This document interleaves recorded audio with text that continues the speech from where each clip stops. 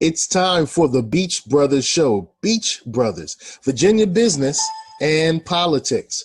Three brothers who live in Virginia Beach, Virginia, and we love Virginia business and politics. Conrad Shesviner is our booking agent. If you'd like to appear on our show, contact Conrad. Jose Cruz is our business bully. If you'd like for your business to be featured on the show, contact Jose. I'm Seko Varner, your producer. Shouts to our sponsors, beginning with Tally and Twine. It's time for a high-quality watch from Tally and Twine. That's tallyandtwine.com. Thanks to Southern Volkswagen Greenbrier for all the great sponsorship you've provided. If you're looking for a new car, you don't need to go far. Southern Volkswagen Greenbrier. Ladies, you want your brows to make people say, wow. So you need microblading from IamLitaWe.com. That's IamLitaWe.com. I'm Seko Varner, and I provide credit fixes, tax resolution, private money lending, and debt consolidation through Positive Vibes Financial. Contact me for your needs. And Conrad Shesviner is running for VB City Council. Good luck to Conrad. And now it's time to get beachy on the Beach Brothers Show.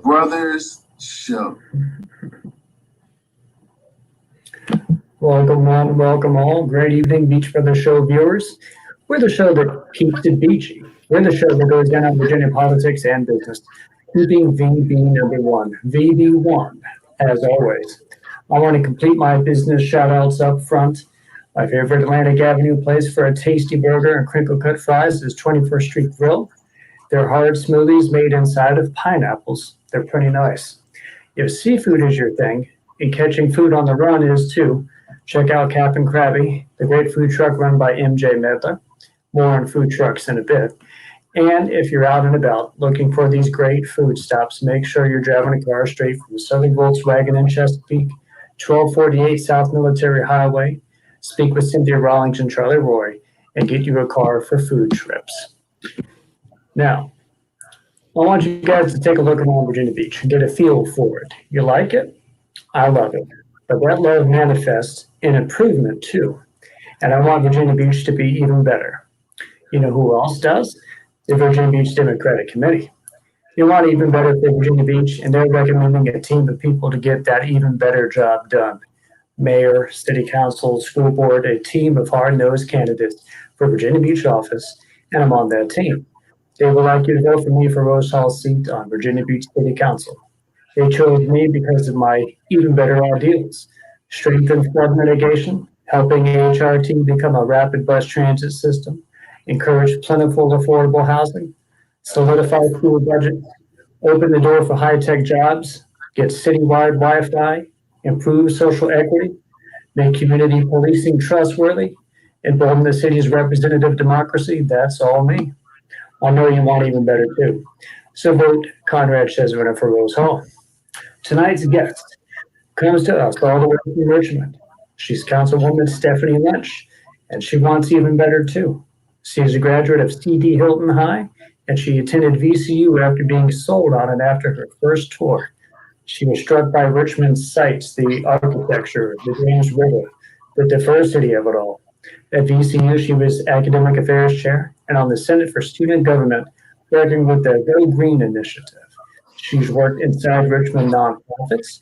She's worked with the Richmond Urban League. She graduated with a degree in psychology and gender studies with an African American studies minor.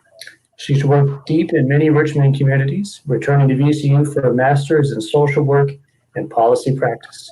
She's worked for the state of Virginia in multiple forms and a mental health services organization called Good Neighbor. And recently, she won the special election for Richmond's 5th council district in a field of 7 people with 27% of the vote. Welcome to the Beach Brother Show, Councilwoman. Now let us begin with 2019. Why add to your social work in Greater Richmond by becoming a city councilwoman? It's a great question.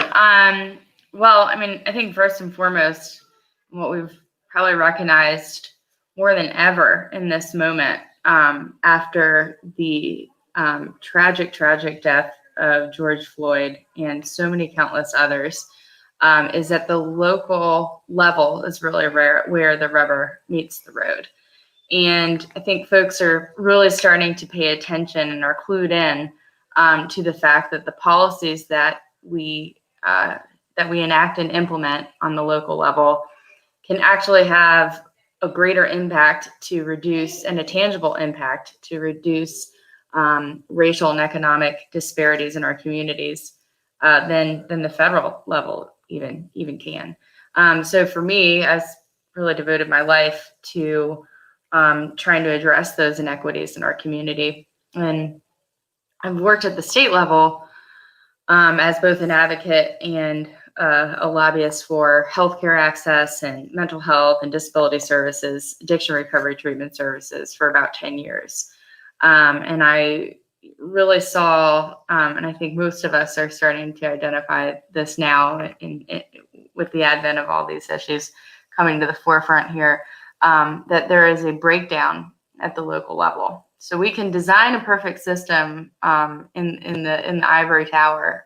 We can implement legislation and policies at the state level, but if you don't have some operational perfection in the implementation and the operationalizing this at the local level, then it fails, and it fails the people. So for me, that mission is very, very important, to have an impact on how those things translate to our communities. And that's what people can touch and see and feel. So it's been an honor to be able to be a part of that. I also want to just show my hat off. I went to ODU, so big rival with VCU there. And those are fighting words, Conrad. I-95 and I-64 rivalry. And indeed, I remember those basketball games a lot. Back in the day. You started your undergrad the year I started mine. And I studied political science, so this stuff's fun for me. Is this great and rewarding and fun for you as well, serving the people? Yeah, I mean, the most rewarding part of the job, hands down, is being out in the community every day and touching the lives of the community members in our neighborhoods, and that build the fabric of our great city of Richmond. It is by far the greatest pleasure to get to meet and know and love so many community members. If you couldn't tell, I'm a people person, and I'm a hugger, which really makes it hard in times COVID. But yeah, it's been a great honor. My first real government-related question, I guess, is in relation to the two cities themselves. Our respective cities have literally different governments. Virginia Beach is at council manager form, a figurehead mayor and an at-large council. They hire a city manager to run the administration. Richmond is a strong mayor system. The mayor runs administration of Richmond, and there's a directly elected 9-member council body. Recently, in a move I'm strongly against, Virginia Beach voted down a referendum to change the city charter toward a district council body. You're running for re-election to Richmond's 5th. Give us your opinion on the two systems and how your system would make you a better council person by directly representing the 5th district. Yeah, so I wrestle with this one back and forth, and since you're a political science junkie, I'm sure you have a lot of opinions, as you just mentioned, on the strong mayor form of government versus more of a county manager form of government. I think there's pros and cons, right? So, I mean, the beauty of being a representative of certain neighborhoods and communities is that you have an intimate knowledge and a sense of accountability to those neighborhoods and communities. As you know, in Richmond, we had wards at large at one point in time. We changed to have representative districts really as a result of some very underlying racial motivations for that type of at-large system. So what you saw in Richmond prior to the representative districts were folks, mostly white men, that lived in more affluent parts of the city that were not at all like or impacted by the issues that the members of the Black community were facing all throughout the really the turn of the century up until the late 60s when the representative districts were implemented. So what you saw as a result of that, and what I think you would see if you were to re-implement the at-large system, is that you've got a bunch of folks that are fighting for the interests of a few while not being held accountable to the many. So I personally am a strong advocate for representation, representative districts, rather. I struggle with the strong mayor versus county manager form of government. You know, on some policies, I think it's interesting on policies of economic development and budgeting. It probably behooves the city to have a city manager form of government. You have a lot more, I think, control and accountability to the people in a budget when you have a county manager form of government. Strong mayor, has control of the budget for literally 11 months out of the year, and we only get one month to have input and say in the budget. So I think it depends, right? I think it kind of depends on which policy we're talking about and how that impacts the community. Sort of sounds like there might be a good middle ground where you might have the city manager form and direct district representation, which Virginia Beach and Richmond could, I guess, fight for, but we'd have to go through the General Assembly vote in order to make changes on that matter. Now, next up, Richmond is prominent on social justice protests, and it's also prominent on the matter of police overreaction to those protests, which, when you think about it, is kind of the point of the protest. You're on council, you want to return to council. How would you want to address the matter of police reform and criminal justice reform? Yeah, so as you may know, myself and my colleague, Councilmember Jones, have really been on the forefront of the police and criminal justice reform legislation. So here in Richmond, I'm proud to say I carried the Marcus Alert Bill, aka the Mental Health Crisis Response System Bill, the Civilian Review Board Bill, and a host of other legislation that first address really more in the public safety realm. I have a series of resolutions coming down the pike that will really address more of the back door and what happens in the courtroom and after folks see the inside of a courtroom and within the criminal justice system. In Richmond, not unlike many other cities, the prosecutor's office is funded and given a significant portion of supplemental funding over the Office of the Public Defender. So one of my resolutions coming down the pike is to create pay parity between the Office of the Public Defender and the Office of the Prosecutor. And what that does is it really evens the scales for folks who, particularly for members of the community who live in over-policed neighborhoods. Being in an over-policed neighborhood might not be as harmful if our criminal justice system wasn't so heavy on if we didn't have things like minimum sentencing, and if when folks got into the courtroom, they actually had a fair shot at building a defense for themselves and avoiding jail time and criminal charges. As we know, that is not the case here in Richmond and in many localities across the city. And so as a result, what we see is our over-policed neighborhoods, which are predominantly Black and brown communities, being a feeder system into the the prison industrial complex. And you see vast disparities as a result, racial disparities in that system as a result of that. So I think really addressing how well we're doing with our diversion programs, and then B, how equitable the system is in public defense versus prosecution are really critical pinpoints to addressing and reducing some of those racial disparities in the incarceration system.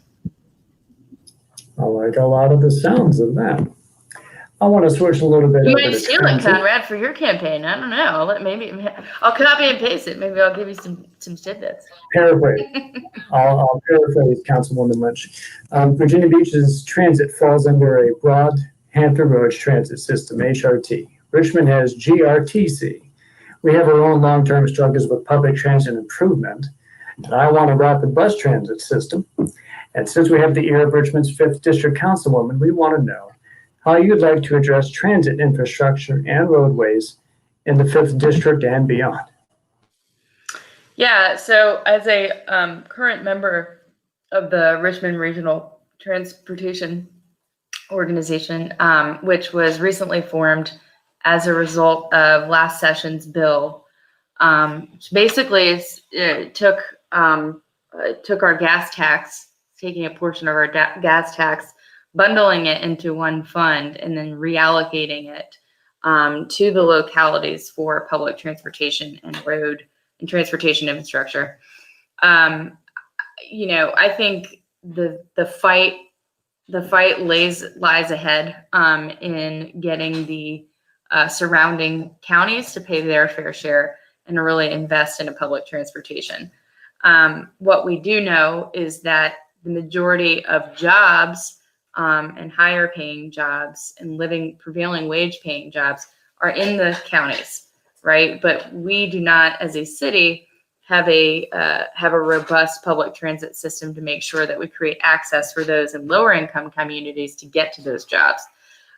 So we really have to make it about an economic and workforce development argument to ensure that our counties have some buy-in and pay their fair share to increase the amount of lines that we have running not only across the city but into the counties. So I think having, I plan on being a strong advocate on that board, and we'll fight for as much of the portion of revenues as we can for Richmond, and fight for our surrounding counties to contribute equal to, if not a little greater than, their fair share. I would agree with the general goal of that, because it's been found on some numerous studies that single greatest variable to economic growth up the ladder on a personal level has been access to strong public transportation. So probably the best shot for a local economy could be just increasing public transit. And let's switch a little bit over to some open spaces, green spaces. Back in 2001, Virginia Beach created a committee to explore underdeveloped parts of the city that could be researched for acquisition, singularly for land preservation, and then open up the green space. Over in Richmond, do you have goals to expand, say, public parks and green spaces in the city proper? Yeah, so we actually do quite well in the number of parks, and of course, we are so fortunate to have the James River Park system running right through the heart of the city, most of which lies in the access points lies in my district, in the 5th District. So I think that as far as aiming to conserve more parkland, I would say any and all spare land that we have right now that is not already a park space or a green space really needs to go to building higher density housing to create more affordable housing stock. What we should be doing in our green spaces is fully funding our Parks and Rec department so that they can maintain the beauty of our existing park spaces. But we are highly fortunate. If you've ever next time you're in Richmond, Conrad, I'll give you a tour of all of our beautiful parks in the 5th District. We are really, really fortunate to have just some uniquely beautiful spaces that were planned from the very beginnings in the urban planning process here in the city. We have one of the oldest municipal parks in the state, Monroe Park on the VCU Park campus, for which Monroe Park campus is named off of. And we also have the beautiful Bird Park and the Carrot Lawn. And of course, like I mentioned, the the James River Park system and Belle Isle and all those great spaces. So we just need to make sure that we fund and maintain those areas because they're just absolute gems for the community. I do love me some trips to Richmond. When one of the more recent times I was up there was earlier this year during the Second Amendment rally.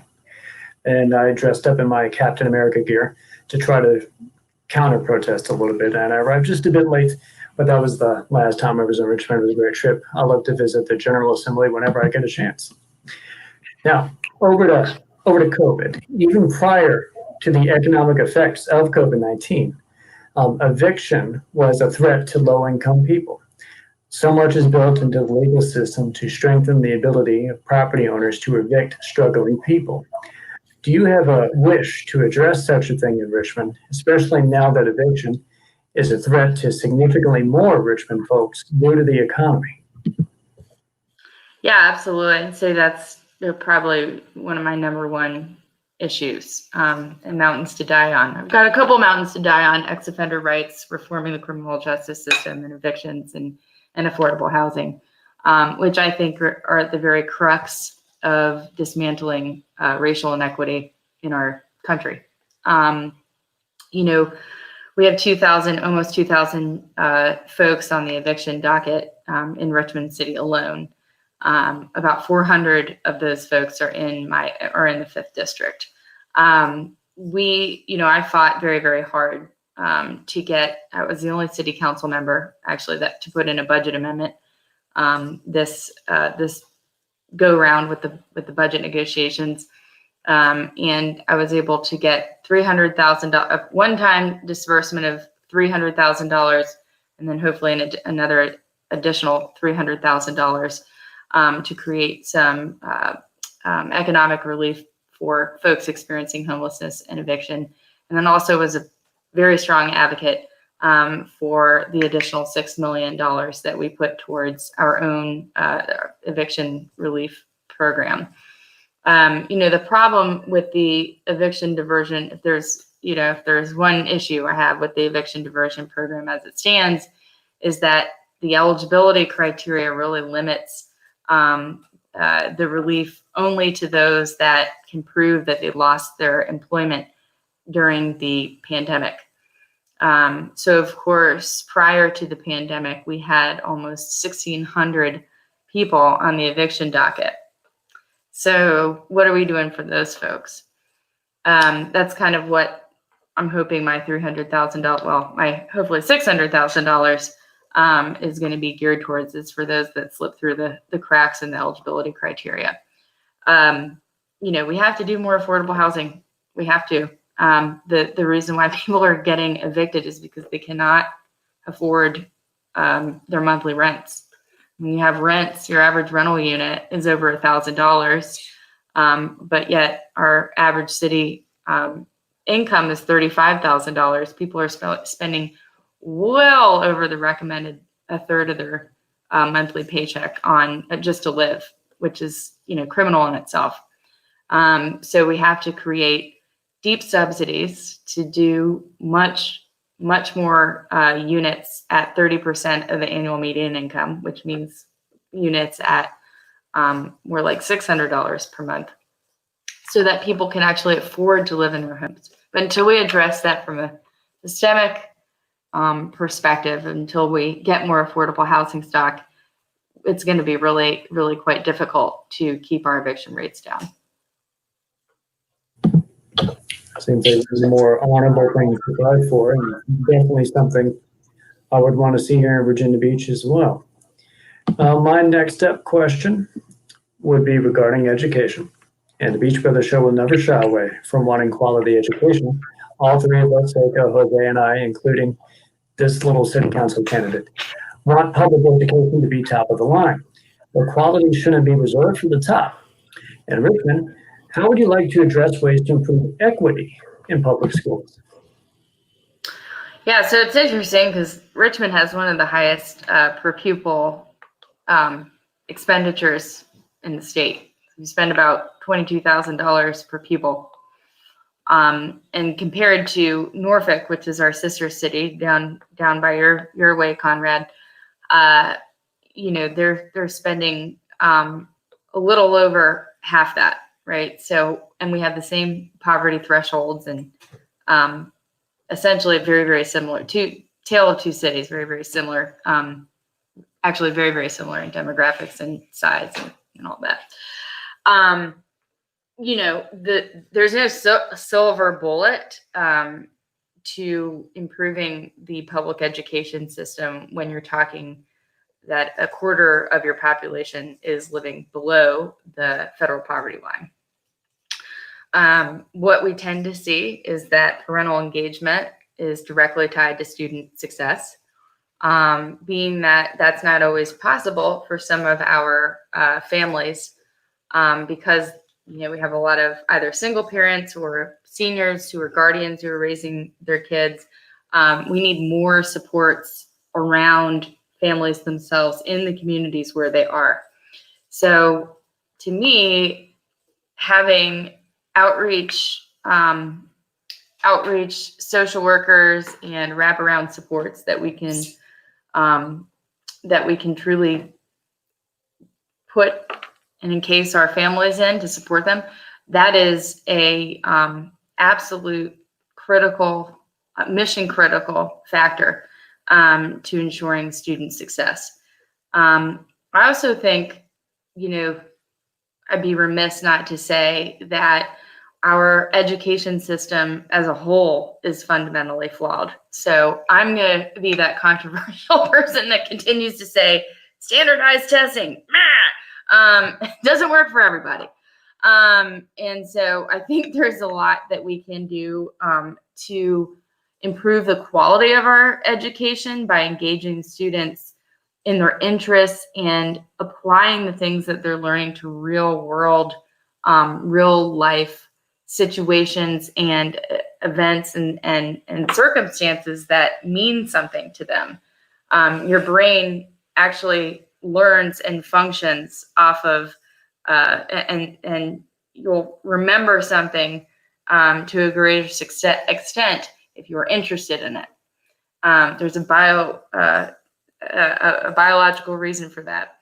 And so if we're not thinking about the classroom differently and how to teach our students and how to engage them in the community, we're probably not going to see very many different results. And some schools have moved to magnet schools. I'm a product, C.D. Hilton, Prince William County magnet schools, whereby you create centers of excellence based on subject area in each of the schools. And it's open enrollment all across the district. And I graduated from a high school not dissimilar to George Wythe. And our magnet was language, because we were an ESL school. And all around the county, there were different programs and things that students could, they get transportation, for example, if they wanted to do a concentration in science or arts or what have you. So, I mean, I think that'd be really cool to see Richmond move in that direction. But until we do something radically different, we're going to continue to see the same results. I'd like to jump in here with a viewer question from Latasha Weish. What have you learned in the year you've been on council as a representative? Are there things you would do differently if you win re-election? Hey, Latasha, how are you? Oh my God, where to begin with that? What have I learned? So I came in having a really, really strong human services, anything human services, right? That's my background. I've worked at the state level in human services, healthcare, mental health, that whole space. Where I was much, much less familiar, admittedly, was in the urban planning, kind of public works, the inner kind of operations of city government.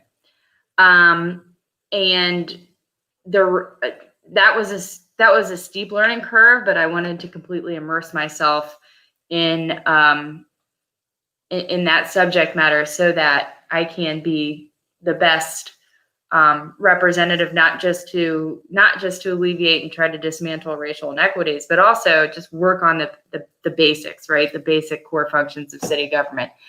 Because as it turns out, folks want their streets paved. They want their codes and zones enforced. They want their trash picked up on time. They want all of the trappings that make for a high functioning organization of city government.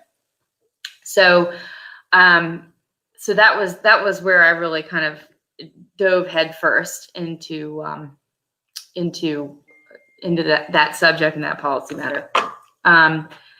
There's anything I would do differently? That's a good question.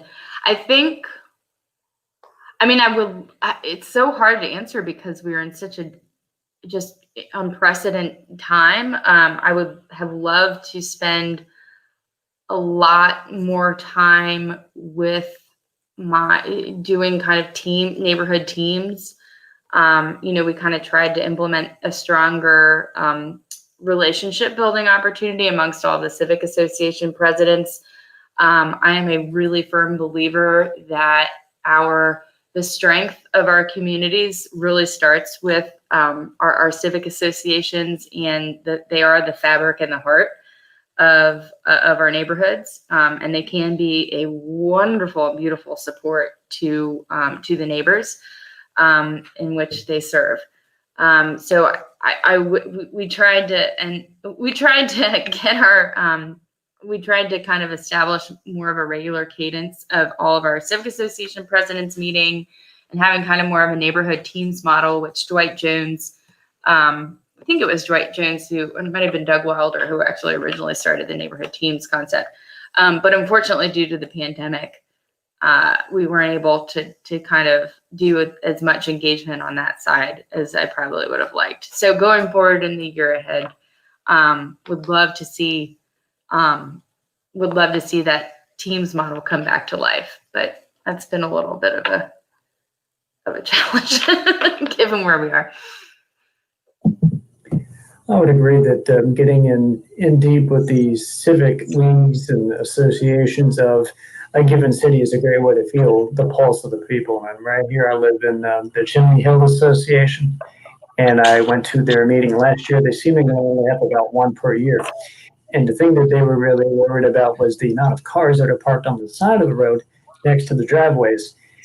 Sometimes that's the only thing people care about, and that's why you would need to be listening to make sure that you can change slightly any given law to help that out. Next up, I would like to bring up that not long ago, we had on Amy Wentz. She's running for a seat on the south side of Richmond, the 8th district below the James River.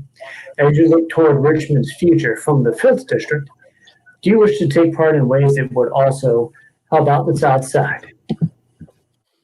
Yeah, so, I'm the first south of the river resident that's won the seat, at least since the district lines have been redrawn. So the south of the river communities have a very special place in my heart. It's also where, when I was a school social worker, the majority of my clients lived in the very neighborhoods that I represent now. So I'm intimately familiar with our needs there and kind of where, we have a lot of opportunities for improvement. Three big things for our south of the river communities is one, transportation. In a way, we are, because of the lack of lines and the frequency of our bus lines, the lack thereof, we are cut off from a lot of the public transit network that, as I mentioned before, helps get people to those higher paying jobs so that they can build their own wealth and stability. So public transportation is a big deal for our communities south of the river. Secondly is affordable housing. Swansboro neighborhood last year saw one of the highest tax assessment increases in the city. It was 26% jump, which really hurts people in their pockets when you talk about your cost of living and your ability to achieve economic stability when you're paying half your paycheck in rent or mortgage or in taxes, property taxes. So for us south of the river, being very planful about our density and being able to get more units into a given neighborhood, because that's what creates the affordable housing stock. And when I say affordable, I mean affordable. I'm not talking $1,000 a month. I'm talking between $500 and $800 a month. That's a really big deal for us, particularly creating, also some other strategies around tax abatements for our seniors and our elderly. We have two of the most prominent historically Black neighborhoods south of the river, and we have some wonderful, wonderful communities and legacy families that have been a part of those communities for decades and decades and decades.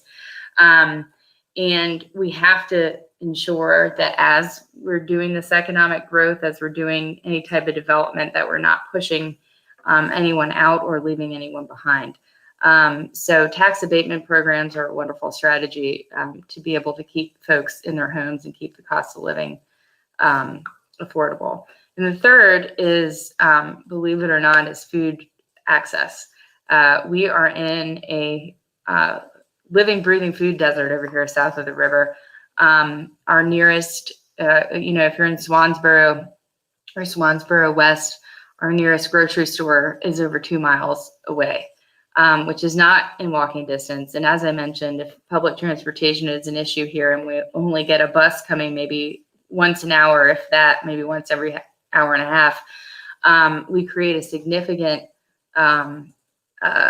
food, access to food and food insecurity problem for our neighbors. So what you see in that, if you look at our health statistics, is that means that folks that, would otherwise probably be eating fruits and vegetables if they had access to a grocery store and to get to one rather quickly, they're, going and eating at the corner store or at, whatever restaurant that might be nearby, not necessarily, healthy foods, right? So access to healthy foods is a really critical, really critical factor in health equity. And they're also spending more money. That means that they're spending more money per meal than those that would have access to buying their groceries once a week. So it's compounding issues that you see in most redlined neighborhoods in Richmond, but in south of the river, we've been far less intentional about how we do urban planning to reduce those inequities. And so one of the bills that I passed earlier in the year, it was one of the first resolutions that I put in, was the Southside Revitalization resolution. And that really focused on the three factors I just mentioned, plus a couple more, to do equitable development to revitalize our south of the river communities. You mentioned redlining in that, and that reminds me of a recent New York Times article.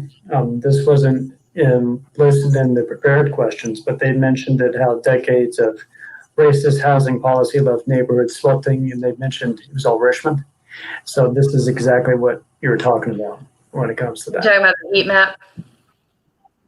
Oh yeah. Yeah, the heat map, and you can literally. I've got a whole lecture on outcomes and disparities based on the redlining, and really more so damning than redlining with the urban renewal project. But I've got a whole PowerPoint slide deck that shows side by side if you take the red lines and then name any outcome, insert any outcome here.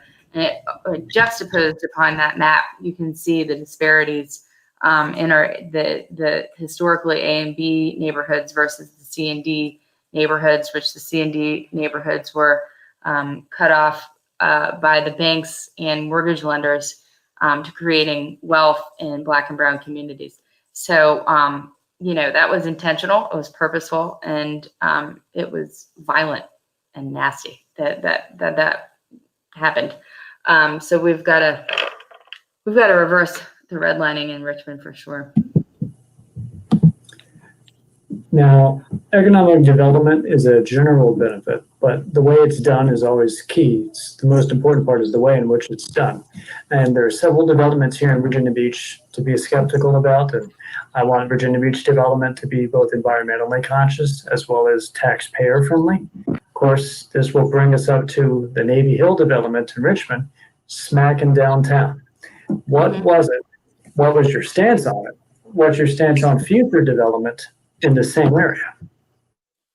Yeah. So, obviously, I took a hard no vote on the Navy Hill project, quite simply because we were asking taxpayers to put their money at risk for the profit of others who would reap a lot of benefits from that development, none of which I think would truly actually impact the communities in the city limits. And so for that reason, I was a pretty hard no. I am not a big fan of tax incremental finance plans or any type of financial scheme where you're putting a large chunk of money at risk for what some may call a shiny object, right? So a TIF, or a tax incremental finance zone, works great for public, maybe one thing they're talking about is doing a youth sports complex. That makes sense. Schools, that makes sense.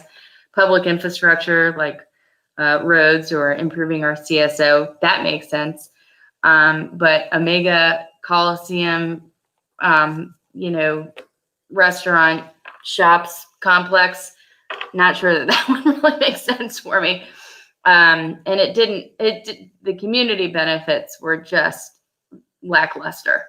And folks were touting the reduction in poverty that the Navy Hill development would yield. And it's true in places like Chicago, Kansas City. There's been a number of these TIF districts for these big economic development projects that have reduced poverty within the city limits. Very true. And you know why that is? Because the people in poverty got pushed right on out. That's not what kind of development we need to do. So not in favor of economic development that doesn't truly give back to the communities from which we took away from, or that the city took away from hundreds of years in the making, right? Now, does a development like that lack for the idea of sustainable and affordable housing? Now, I want housing in Virginia Beach as a bedrock for a sound economy. You do too. You've touched on it a couple of times. But what would you like on affordable housing? And was Delegate Samira, who was a guest recently, looking into a good thing with changing zoning on single-family units? Yeah, I think that has to be done planfully and with the the input of the community, right? So, I mean, you have to really look at your residential areas, your different, your UB, your B3, your business areas, and look at, not only where these residential zones are, but what they're close to, right? So, I mean, if you're going to create affordable housing, you want to make sure that it's on an access point with public transit, that there's a grocery store nearby, that there's that there's jobs, that there's all the things that a community needs to thrive and survive and flourish. So, I mean, that's why I love the Southside Revitalization Plan. And I think that makes so much sense, is because it's really intentional about where do you do high density and how is it planned in with public transit. We have opportunities in Richmond to really think differently about that, because we have so many, we still have so many parcels that are underdeveloped and or blighted. So, I mean, if you took all of the blighted buildings in Richmond, and particularly south of the river, and we're able to, just practice to 350 units at 30% of the AMI on this corridor, and 400 units at 40% of the AMI in this corridor, and also have the mixed income housing component.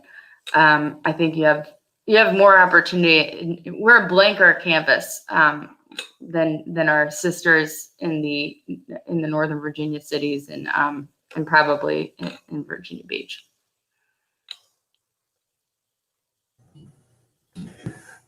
Richmond and coronavirus is a trying tale. It is harsh. It has affected the minority population with a greater impact and severity than the overall general population. Does this shine a light on need for better healthcare system wide for Richmond? I'm sorry, I missed the very last part of what you said, Conrad. Does this shine a light on a need for a better healthcare system wide for Richmond? Oh yeah, I mean, I mentioned to you the food deserts that are intrinsically linked to the health disparities that we see. When you are living off of a diet that doesn't include a lot of fresh fruits and vegetables, you're more susceptible to heart disease. When you're living in a heat, in one of those heat maps that we're talking about, and the quality of your air is less than if you were living in a neighborhood with a lot of trees. All of those things lead to deep health disparities in the neighborhoods where those folks are, right? So do we need to change our healthcare system in Richmond? No, we have one of the greatest healthcare systems in the state. We have more hospitals, more health systems per capita than any other locality in Virginia. We have 4, right? Which is more than you guys can say. So we have access to healthcare. It is the racial disparities that exist in our community that translate into the health disparities that we see, which then of course puts folks at higher risk, which leads to more susceptibility for COVID, being able to actually hospitalize those people. And then couple that with the economic disparities in the Black and brown communities that we see in Richmond as a result of everything I just mentioned, plus redlining, plus urban renewal project, plus criminal justice system, and when you have all those factors, and you have folks that are then, in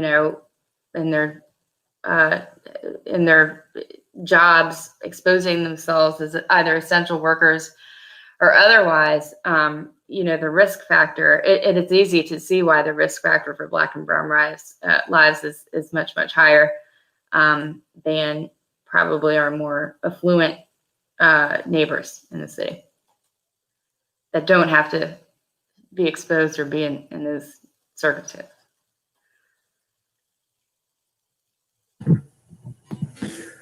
My campaign put a Facebook ad calling for the removal of the Virginia Beach Municipal Center Confederate Heroes Monument, and I stress the word that they put heroes on that. The following day, the city voted 11-0 to take it down, and it was then quickly removed. The Breach Brothers know you, councilwomen, are not shying away from these issues either, as you called for the removal of statues and renaming the Lee Bridge in downtown Richmond. So, Councilwoman Lynch, we would like to know right here and now, to go full in the Confederacy and your take on it. Yeah, so I mean, it's downright bizarre to me. I'm not a Richmond I'm not Southern or whatever, so I don't get it. It's real disturbing and creepy that we have these odes to these racist patriarchal dudes all around our city. And when you go to other places in the United States, what's super embarrassing is when you say that you're from Richmond, and then that's then followed by, oh yeah, that weird place, the statues, capital of the Confederacy. That's not what we need to be known for.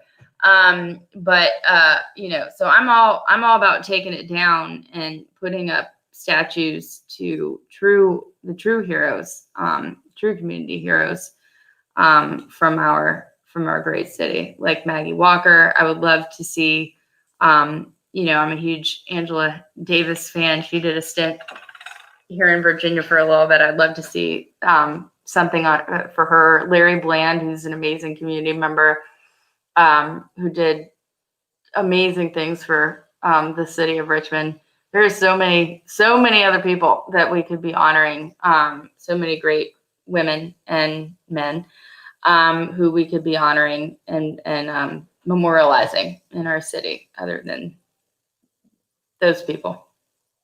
Full on agree on that one. Full on agree. I'm going to try and wrap these last few questions up. We've eclipsed 50 minutes, so let's touch on VCU reopening. But now there's over 70 COVID cases in a week on campus. So is this a good idea to keep VCU open? Yeah, I mean, I'm not an epidemiologist, but, I'm not real great at math. But, I mean, when you have cases double in less than 48 hours, I would make the assumption that we're going to see continued increases. And when those continued increases lead to outbreaks in our potentially affecting our neighborhoods, our residential neighborhoods where these VCU students live, affecting our essential workers, that really concerns me, and I think the rest of the 5th District, as we do have one of the highest concentrations of VCU students and residents living in and among each other in the city. I think VCU does have some established thresholds on whether or not they would make a decision based on the caseload that they are seeing. At this moment, even if we were to withdraw and go back to a virtual learning environment, the students are already here. So I'm not exactly sure that even if we were to make that move backwards, that we would stop these students from gathering, from having larger events, from having larger parties, which is where the spreading is occurring. So, I mean, I think the better question to ask is, do we actually need to do something on the state level to amend phase 3 and reduce the size cap for large gatherings? So right now it's at 250, which is ridiculous when you think about it. We may need to draw back down to 25 or 50. And that way we can actually put some teeth behind enforcing parties and large gatherings where we know the spread is happening. 2 more for the night. The conversations at the monument recently occurred. I think you helped set that up. Present were Senator and Democratic Governor candidate Jennifer McClellan, Senator Ashimi, various delegates, council members, board members, etc. What was the purpose? What was the result? Yeah, so I think it was a beautiful, beautiful event where community members who may or may not have been associated with protests, some of the more notable protest organization groups, who may have just been neighbors, who may have just been community members that wanted to come and have their voices be heard. It was a very policy-focused discussion, and the point of having that policy-focused discussion was really to get candid feedback and input, not only so that people felt like and were having their voices heard, but also could contribute to different ideas around the institutions that we have seen the greatest racial disparities in the city. So there was a breakdown of by institution: education, criminal justice system, economic development, housing. These are all institutions that impact and create disparities right now, today, in our Black and brown communities. So folks had a very productive conversations and dialogue, and were able to submit direct feedback into each one of these different tents, and speak directly to their legislators and the people that represented them. You have to meet people where they are. There's an old saying that you have to, create a seat at the table.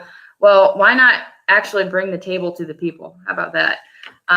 So that's kind of what that was. And I think it went really beautifully. And to close out tonight, the Richmond City Council approved a $500,000 grant initiative to assist businesses, nonprofits, and other commercial properties damaged during the recent protest against police brutality and racism. Was that a good vote for you? Yeah, I mean, I think that having 3 business districts, I represent 3 different business districts, one of which is probably one of the most famous business districts, Carytown, which you're probably familiar with. These are small, very, very local small businesses in my district, many of which are minority owned, many of which are women minority owned. We're talking about operating on razor thin margins, and most of them had been struggling, and the COVID-19 exacerbated the struggling. And, yes, with the civil unrest and some of the protests, that indeed impacted their business. And so, I think, as you can tell, 100% in favor of being in this fight and fighting for this movement. But that also means representing all of my constituents, and our local businesses are important part of our community as well. And it has been very, very painful to watch some of these folks who have put everything that they've had on the line, their entire life savings, to start, their restaurant or their soap shop or whatever, what have you, to watch them, panic and figure out how to pay their mortgage, and figure out, am I going to have to, I can't get out of my lease. I can't sell my products. I can't make money. I can't feed, how am I going to feed my children? Because some of these folks are not necessarily qualifying for unemployment or some of the other, social benefit programs that we have in place. So I do think that giving them a little bit of support was the right thing to do. And I wouldn't have done that if it would have been a choice over funneling more. If we were in a dire and desperate need for more money for eviction relief or any other important item that serves our underserved population, it would have been, I probably wouldn't have voted for it, to be honest. But Richmond has been blessed in the amount of CARES Act appropriations that we received. I, for one, helped lobby the governor's office on getting an additional infusion of back down to Richmond of CARES Act money. We have been blessed, and so we needed to extend some of that blessing to the community members in our local business community that were suffering. Well, right before I do my little closeout, I would like to give you about a minute or two to just discuss your vision going forward for Richmond and why Richmond should look to you for re-election this November. Yeah, so I mean, my vision is the vision of my constituents. I tend to draw inspiration and be simply a channel for their voices. My mantra is listen and lead, and I think that I've done a good job demonstrating that to my community members and to my constituency. Those of you who know me and those of you who've worked with me now know that there's nothing more important to me than to have the input and the feedback of my community members. And that means all the community members, mostly those, especially those who haven't always had a seat at the table. And I think in this moment, being from a social worker background, being that I have over 10 years of experience in the General Assembly and know how to get legislation passed, know how to consensus build, know how to listen to my people and listen to all stakeholders, that's the type of leadership that our localities can and should have at this time. So I am excited to keep going. I've only been in 7 months, but I'm aiming for a full 4-year term. It's been a wild ride thus far, but it's been an honor and it's been a really humbling experience. So I'm really, truly excited to keep going. Well, I and the Beach Brothers want to thank you, Councilwoman Stephanie Lynch, for coming on the show to discuss your Richmond vision. You're a bright light in the center of the state. I want all the viewers to look into Councilwoman Lynch and research if she's worth your vote this November. Again, we thank you, Councilwoman Lynch, and we wish you nothing but success for you and your goals. We hope you come on again sometime. This is Conrad Chesviner, the Virginia Beach Democratic Committee recommendation for Rose Hall's seat on Virginia Beach City Council. Vote Conrad on November 3rd. Keep watching the Beach Brothers Show. Keep it beachy. VB1. Thank you and good night.